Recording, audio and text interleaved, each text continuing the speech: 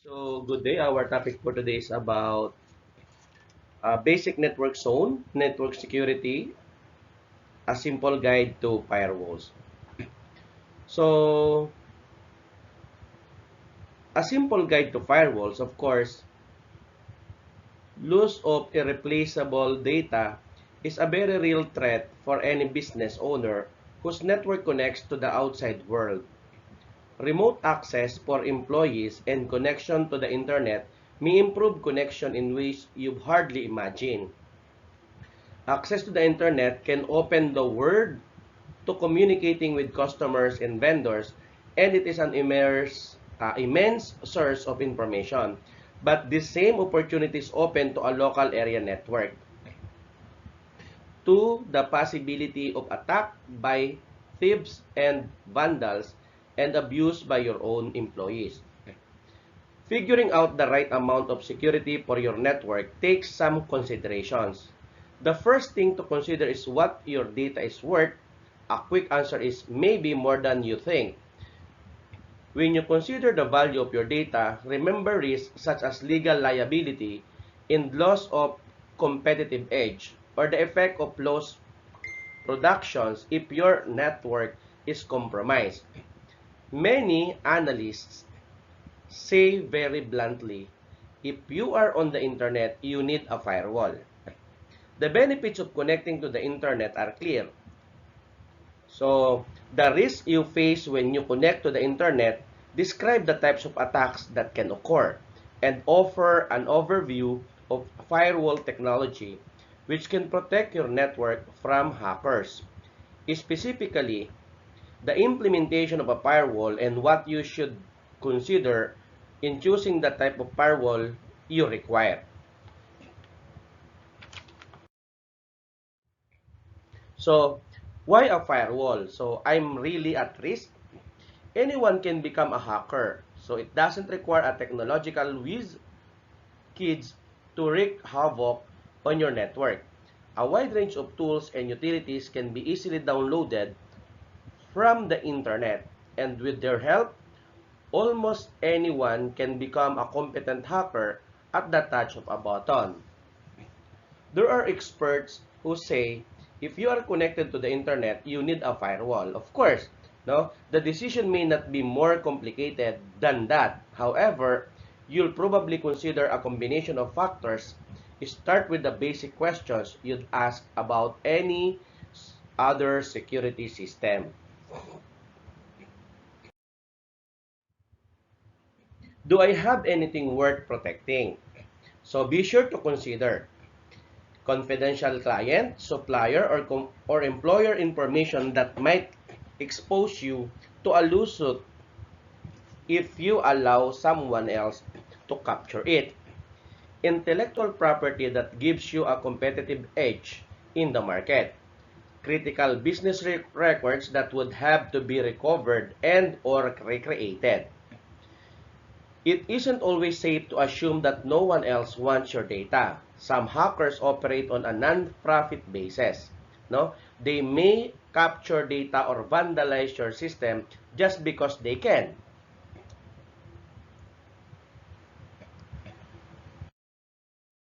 Aren't my valuables already adequately protected?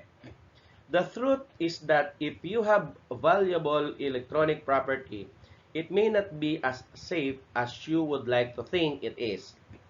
You can do a lot to protect your system if you back up your information every night, set up unshared folders behind top passwords and password rules. Use your access router or browser to filter incoming traffic from all but trusted sites. Unfortunately, hackers have many sophisticated software tools at their disposal. Given enough time and determination, a skilled hacker may get through the standard safeguards. So, if he does, he can run software programs to break your passwords. So, if you have valuable data on your network and the network is exposed to outside computers, chances are very good you need a firewall.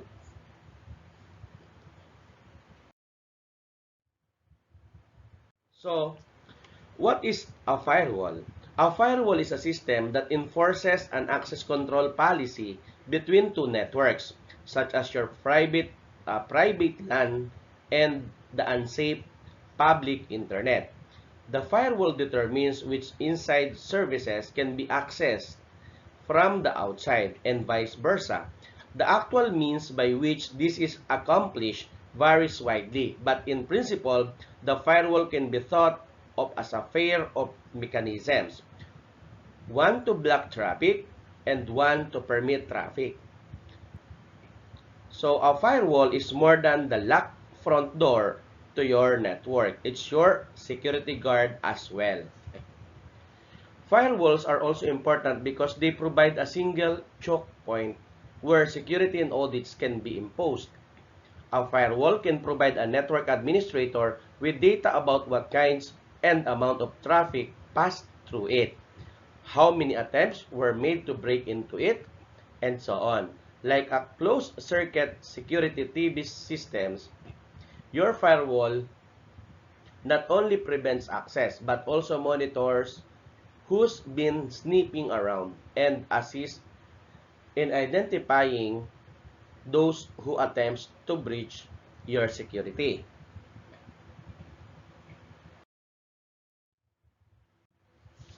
So, basic purpose of a firewall.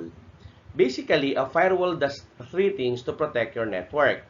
So, it blocks incoming data that might contain a hacker attack. It hides information about the network by making it seem that all outgoing traffic originates from the firewall rather than the network. And this is called network address translation. It screens outgoing traffic to limit internet use and or access to remote sites.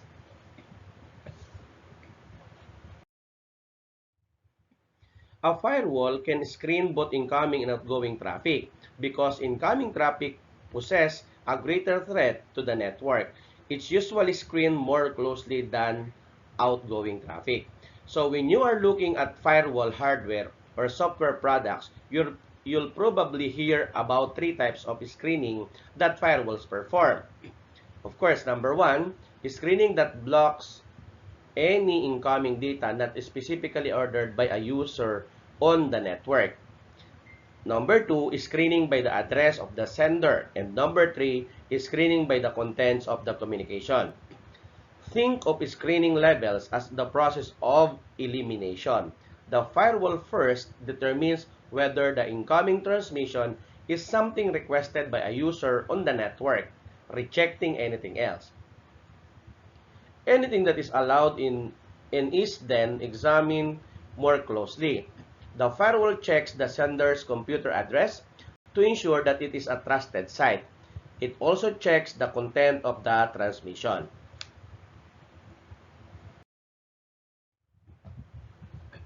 The types of attack. Before determining exactly what type of firewall you need, you must first understand the nature of security threats that exist. The internet is one large community, and as in any community, it has both good and bad elements.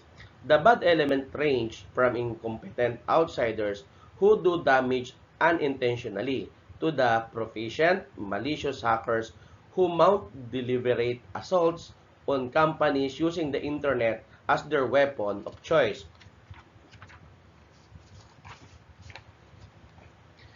Generally, there are three types of attack that could potentially affect your business.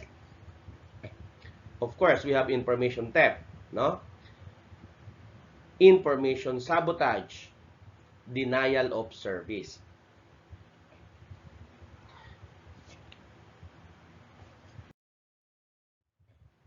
Attempts to gain access. A hacker may attempt to gain access for sport or greed. An attempt to gain access usually starts with gathering information about the network. Later attacks use that information to achieve the real purpose, to steal or to destroy data. A hacker may use a port scanner, a piece of software that can map a network. It is then possible to find out how the network is structured and what software is running on it. Once the hacker has a picture of the network, he can exploit known software weaknesses and use hacking tools to wreak havoc. It is even possible to get into the administrator's files and wipe the drives, although a good password will usually foil that effort. Fortunately, a good firewall is immune to port scanning. As new port scanners are developed to get around this immunity, firewall vendors produce patches to maintain the immunity.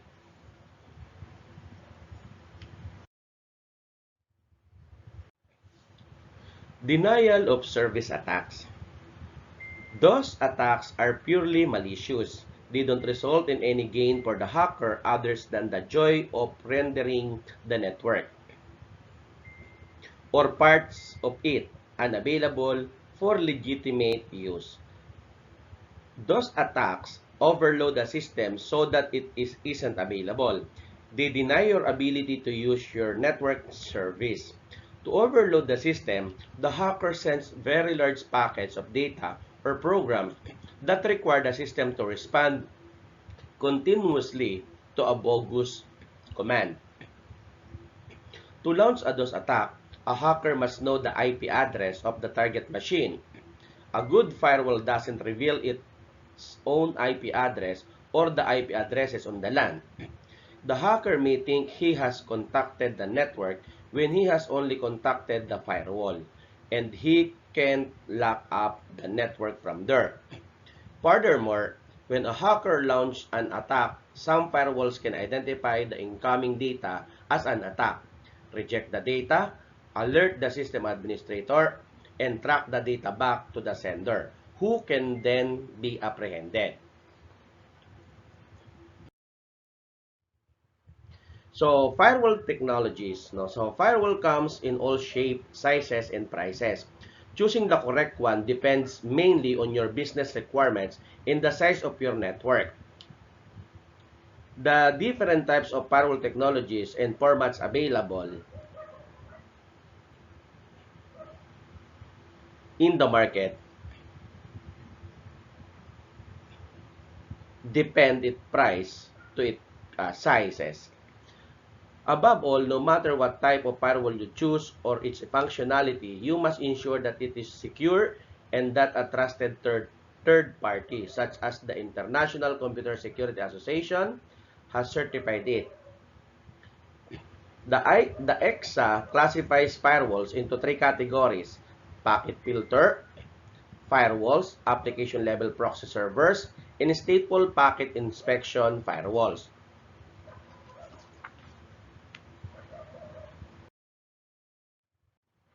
So, packet filter firewall. Every computer on network has an address commonly referred to as an IP addresses. A packet filter firewall checks the address of incoming traffic and turns away anything that doesn't match the list of trusted addresses. The packet filter firewall uses rules to deny access according to information located in each packet, such as the TCP/IP port number, source destination IP address, or data type. Restriction can be as tight or as loose as you want. An ordinary router on a network may be able to screen traffic by addresses, but hackers have a little trick called source IP spoofing that makes data appear to come from a trusted source, even from your own network. Unfortunately, packet filter firewalls are prone to IP spoofing and are also those and confusing to configure. And any mistake in configuration could potentially leave you wide open to attack. Application level proxy server. So, an application level proxy server examines the application used for each individual IP packet to verify its authenticity. The traffic from each application, such as HTTP per web, FTP per file transfers, and SMTP or POP3 per email, typically requires the installation and configuration of a different application proxy. Proxy servers often require administrator to reconfigure their network settings and application. For example, for web servers, to support the proxy, and this can be a labor-intensive process.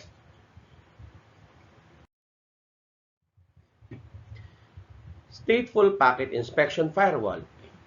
This is the latest generation in firewall technology. Stateful Packet Inspection is considered by internet experts to be the most advanced and secure firewall technology because it examines all parts of the IP package to determine whether to accept or reject the requested communication. The firewall keeps track of all requests for information that originate from your network. Then it scans each incoming communication to see if it was requested and rejects anything that wasn't. Now, requested data proceeds to the next level of screening. The screening software determines the state of each package of data, hence the term stateful packet inspection.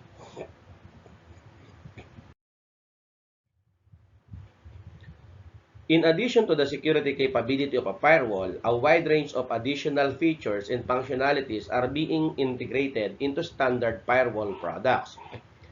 These include support for public web and email servers, normally referred to as Demilitarized Zone or DMZ, content filtering, virtual private network, and encryption support, and antivirus support. What is demilitarized zone firewalls?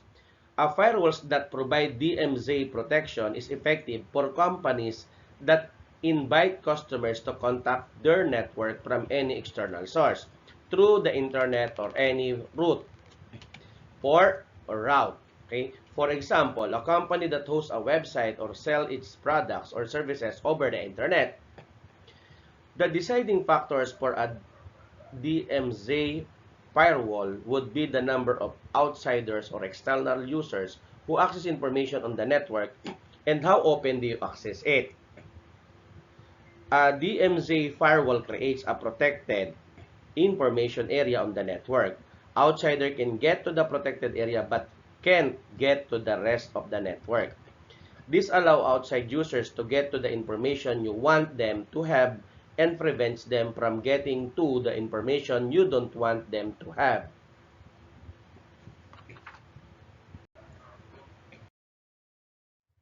Content filtering. A website filter or content filters extend the firewall's capability to block access to certain websites. So you can use this add-on to ensure that employees do not access particular content, such as pornography or racially intolerant materials.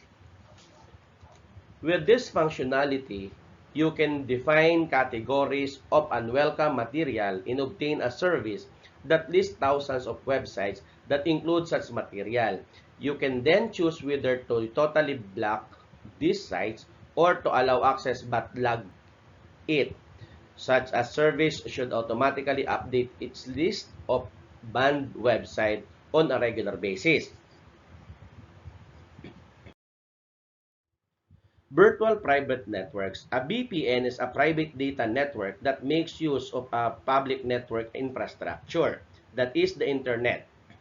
The idea of the VPN is to give the company the same capabilities as a private leased line but at much lower cost. A VPN provides secure sharing of public resources for data by using encryption techniques to ensure that only authorized users can view or tunnel into a company's private network. Companies today are looking at VPNs as a cost-effective means of securely connecting branch offices, remote workers, and privileged partners or customers to their private LANs. A growing range of firewalls now have VPN encryption capability built in or offer it as an optional extra. This offers companies a simple, cost-effective alternative to traditional private leased lines or modem remote access. When implementing a VPN, you need to ensure that all devices support the same level of encryption and that is sufficiently secure. Actually, 168-bit data encryption standard is the strongest level of encryption publicly available and is deemed unbreakable by security experts. One thing to bear in mind is that the stronger the encryption level, the more processing power is required by the firewall. A small number of firewall vendors are now offering VPN hardware acceleration to improve the VPN traffic performance. The antivirus protection. Everyone should be concerned about the threat of viruses, which are among the most pernicious forms of computer hacking. Users can quickly damage internet network by unknowingly downloading and launching dangerous computer viruses. Companies have lost enormous amounts of money due to resulting lost productivity and network repair costs. Firewall are not designed to remove or clean viruses, but they can assist with virus detection, which is an important part of an overall virus protection plan. It is important to note that a firewall can only protect the network from the wide area devices to which it is attached. A remote access server or a PC with a modem could provide a backdoor into your network that circumvents the firewall. The same is true if an employee inserts a virus-infected USB into a PC. The ultimate place for antivirus software is on every user's PC. However, a firewall can assist in virus detection by requiring that every user's PC have the latest antivirus software running and enabled before the firewall permits that user to access the internet or download email.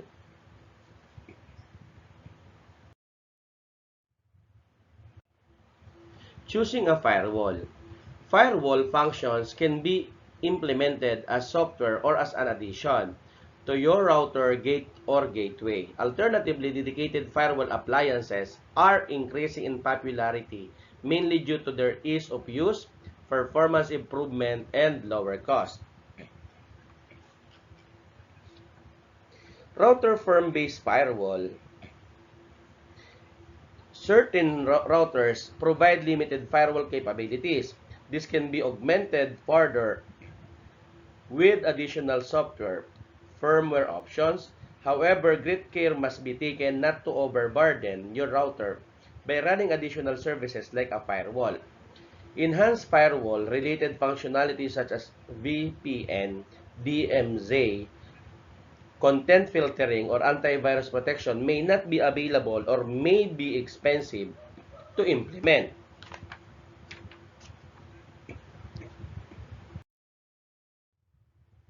The software-based firewall are typically sophisticated, complex applications that run on a dedicated Unix or Windows NT server. These products become expensive when you account for the costs associated with the software, server operating system, server hardware, and continual maintenance required to support their implementation. It is essential that system administrators constantly monitor and install the latest operating system in security patches as soon as they become available. Without these patches to cover newly discovered security holes, the software firewall can be rendered useless. Dedicated firewall appliances. Most firewall appliances are dedicated hardware-based systems. Because these appliances run on the embedded operating system, is specifically tailored for firewall use. They are less susceptible to many of the security weaknesses inherent in the Windows NT and Unix operating system. These high-performance firewalls are designed to satisfy the extremely high throughput requirements or throughput requirements or the process-intensive requirements of stateful packet inspection firewalls. Because there is no need to harden the operating system, firewall appliances are usually easier to install and configure than software firewall products and can potentially offer plug-and-play installation. minimal maintenance, and a very complete solution. Actually, they also proved to be extremely cost-effective when compared to other firewall implementation.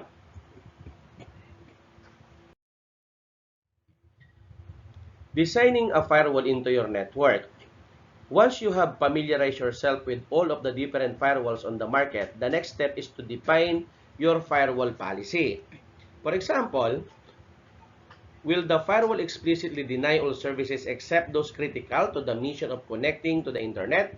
Or is it intended to provide a metered and audited method of queuing access in an non-threatening manner? Or decisions like this are less about engineering than politics. The next decision is what level of monitoring, redundancy, and control you want. This involves juggling needs analysis with risk assessment, and then sorting through the often conflicting requirements in order to determine what to implement. So where firewalls are concerned, the emphasis should be on security rather than connectivity. And you should consider blocking everything by default and only allowing the services you need on a case-to-case basis. If you block all but a specific set of services, you make your job much easier.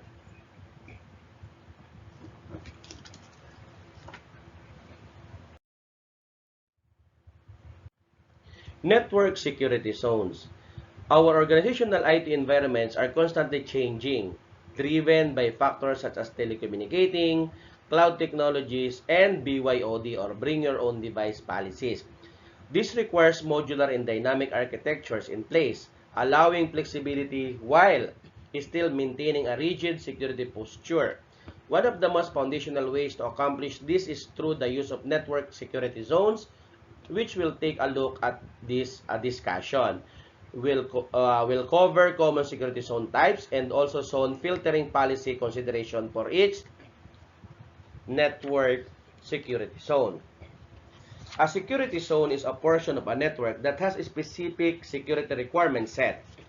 Each zone consists of a single interface or a group of interfaces to which a security policy is applied. These zones are typically separated using a layer 3 device such as firewall. In a very broad sense, a firewall is used to monitor traffic destined to and originating from a network. Traffic is either allowed or denied based on a predetermined set of rules called an access control list or ACL for short. Although there are many different types of firewalls, a firewall must have the following properties. Must be resistant to attacks, must be able to inspect traffic between networks, and must have the ability to filter traffic. The number of networks we can create on a firewall depends on the number of physical ports available. Generally speaking, a standard firewall implementation involves separating trusted traffic and untrusted traffic. Proper firewall implementation creates two basic security zones known as inside and outside.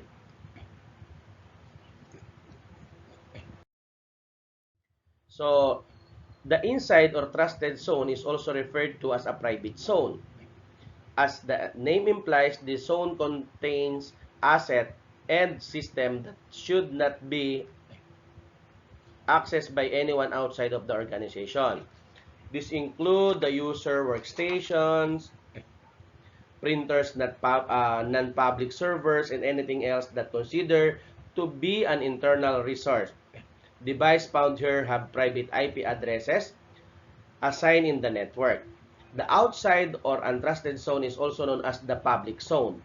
This zone is considered to be outside the control of an organization, can be thought of as simply the public internet.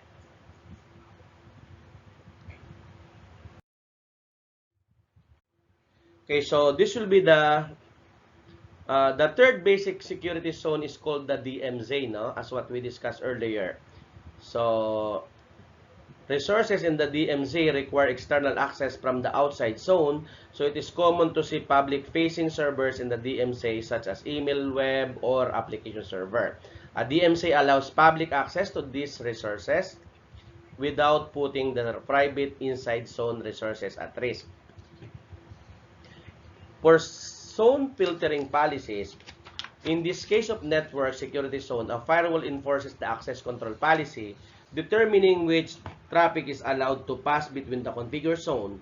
With this common three zones implementation, there are several recommended zone filtering policies that should be placed. We have inside to outside and inside to DMZ. We have outside to inside. Of course, we have DMZ to inside. We have outside to DMZ and DMZ to outside.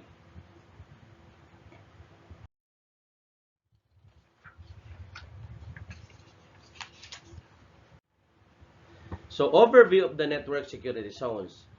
So, the NSZ standard applies to the perimeter and internal network controls as reflected in this figure and utilizes network segmentation to create clearly defined security zones. The concept of security zone is an IT industry widely accepted best practice for establishing security boundaries, control points, and accountabilities.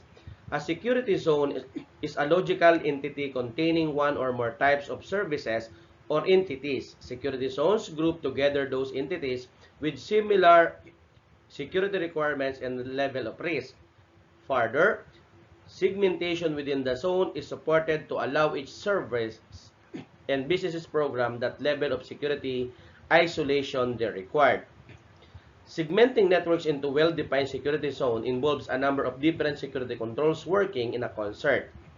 On a local switch, VLANs are used to isolate user group with virtual routing forwarding instances providing policy enforcement. All routing between zones is done with firewalls and security is enhanced through the additional use of intrusion prevention system and anomaly detection for stronger policy enforcement.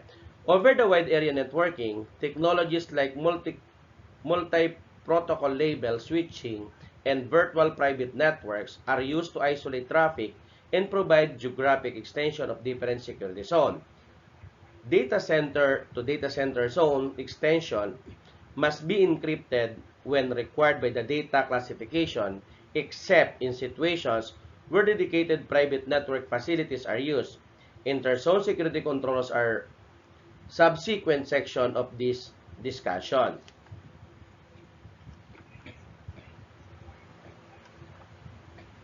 So the standard defines several zones and an associated operation management layer or plane. We have, of course, not all zones are visible to all the other zones because only security zone adjacent to one another may initiate or service communication requests, and as a result, there is no security zone hopping or hopping. Zone extensions must be encrypted when required by the data classification framework, except in situations where dedicated private network facilities are used. The session initiation between the security zones may or not be bidirectional with an adjacent security zone. The data center management plane is physically separate from other zones and it is internally segmented. All traffic that transit a security zone boundary must pass firewall rules, IPS, and anomaly detection. All internet-bound traffic zone from Zone C, Trusted User Zone, Guest Zone, or the PLNet Zone must pass through content filtering in accordance with the BC Government Standard on Web Content Filtering.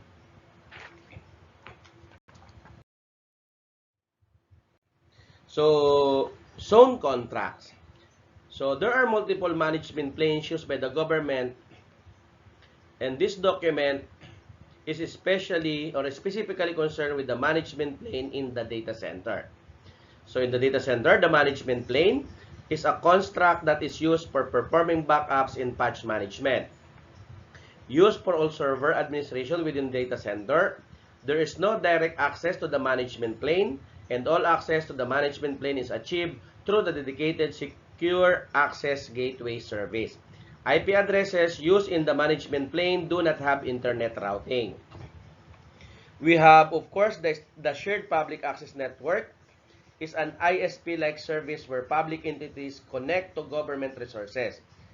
The span is a network that hosts both trusted and untrusted endpoints.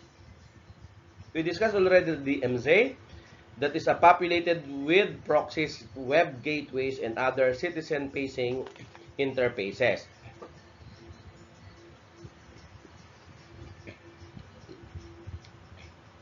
So the objective of this internal zone A, B, and C are to provide increasing level of security by limiting their visibility and connectivity to other zone and their associated devices.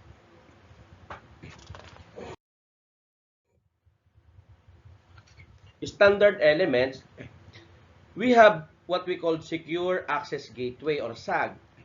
The SAG or SAG is hardened virtual desktop or terminal services based service that is used to administer application or data in the data center. The Secure Access Gateway should be used to administer applications or databases that reside on servers in the restricted high security zone and may be used to administer databases or application in any data center zone. The SAG service may be used to administer applications or databases in any zone that is adjacent to Zone B based on the given figure a while ago. So, SAG user must authenticated against IDIR. Authentication must not pass through from the end user localhost session to SAG session. The SAG service must have the capability to support multi-factor authentication. Each service must log all connection and session details including failed connection attempts with accurate timestamps. The desktop delivered by the SAG service must reside in Zone B and will be subject to all Zone B rules as defined in the standard. The SAG must provide a mechanism to restrict user interzone and intrazone access based on static IP address or VLAN assignments. Control must be in place between the end-user localhost and the SAG desktop to restrict the ability to cut and paste of transfer files between the two environments. There must be no direct file transfer access from the user desktop to the SAG. Any file transfer must be in the secure and auditable manner. The SAG must allow for client-specific build based on user requirements for a specific management software. Modification to the SAG must not persist across section. Changes to the SAG client-specific build must be facilitated by the administrator of the SAG service. And I think you are familiar with servers, switches, and network firewalls. So servers, both dedicated and virtual, can reside in only one non-management zone. A server may not exist in both the high security zone and the DMZ at the same time. Virtual servers sharing a common hardware or virtual operating system must reside on the same zone. While the switches, access and virtual access switches can reside in only one non-management zone. A switch may not exist in both the high security zone and the DMZ at the same time. Virtual switches sharing a common hardware or virtual operating system must reside on the same zone, and core and aggregation switches may reside in more than one zone. We have what we call network firewalls.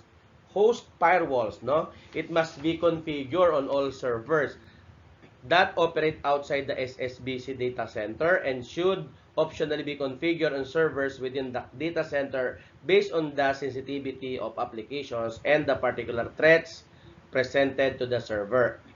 The host firewall on server should be centrally managed with the ability to monitor and report security events. Firewalls rules must support configuration based on the source and destination IP addresses and port number for incoming and outbound traffic.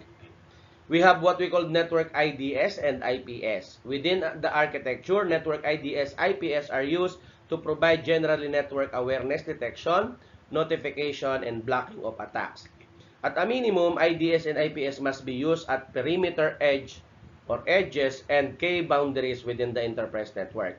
A key boundary may be physical location where all traffic is inspected, regardless of zone, such as in the case of the SSBC data center. Or the key boundaries may be based on network zone. Proxy and reverse proxy. Within the architecture, proxy services are employed primarily in the DMZ to allow application located within security zones to isolate themselves from untrusted clients or devices requesting their services. A proxy service can be used to facilitate software updates and license validation per application in zones A and B, and to prevent compromise of the security zone connectivity rules. Proxies may also be employed to support single or two-tiered applications that wish to leverage the high security and restricted high security zones. How about the network encryption? As a minimum, encryption and its use must comply with the cryptographic standards for information protection. Access, wired or wireless and remote. All devices requesting access to the network required validation. The minimum level validation is dependent on the device and entry point or zone used to gain network access. Each security zone's access policy relates to the zone's base security requirements and is strictly enforced. Again, the architecture provides support for network access via wired, so wireless and remote access services. Restriction apply to some configuration of network access as is required to support the enterprise security zones model.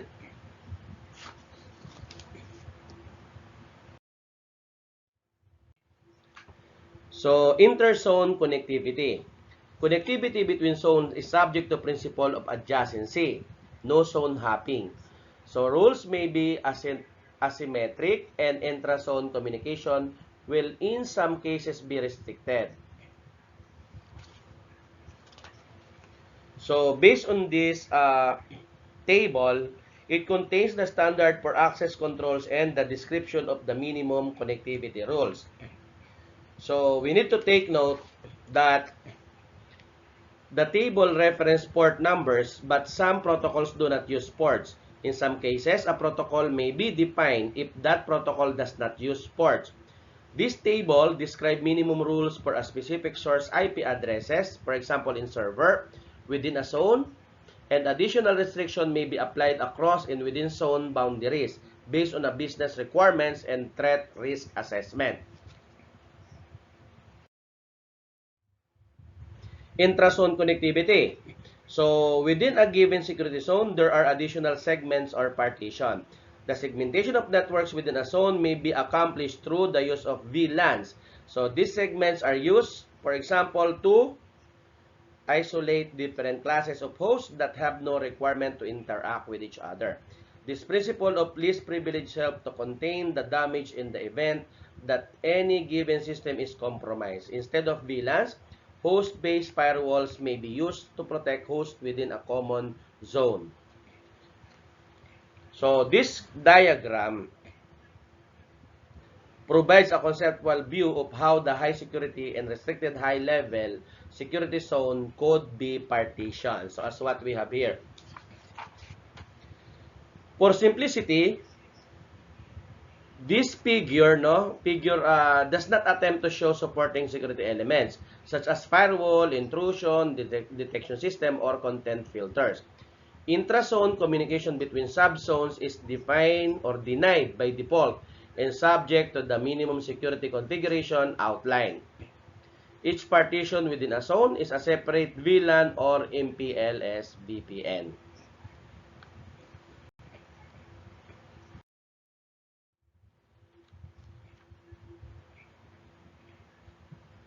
So, the enforcement, of course, information owners define the information security classification of the asset that they are responsible for.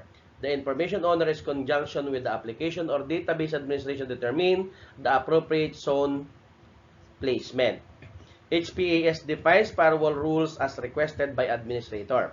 the information asset owner for the destination of firewall, rule request and the approver, and also responsible for ensure that a periodic validation of the configured firewall rule set is compared against the rules that have been requested for the application or database.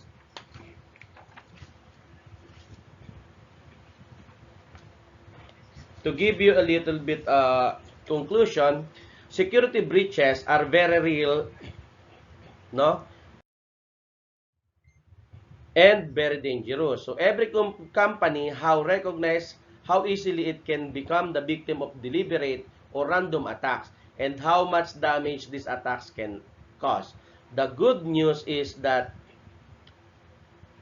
some corporation is just as aware of the threats and it is developing better and stronger security solutions. Small and mid-sized companies and remote offices in particular can take advantage of a new firewall solutions that are less costly and complicated to administer than traditional firewalls. While firewalls are only one component of an overall security system, they are a vital components and companies must invest the time required to evaluate the best system for their needs and then deploy it as quickly as possible. Security breaches are an ever-present danger and there's no time like the present to protect your company's valuable data. So that's it. Thank you and good day everyone.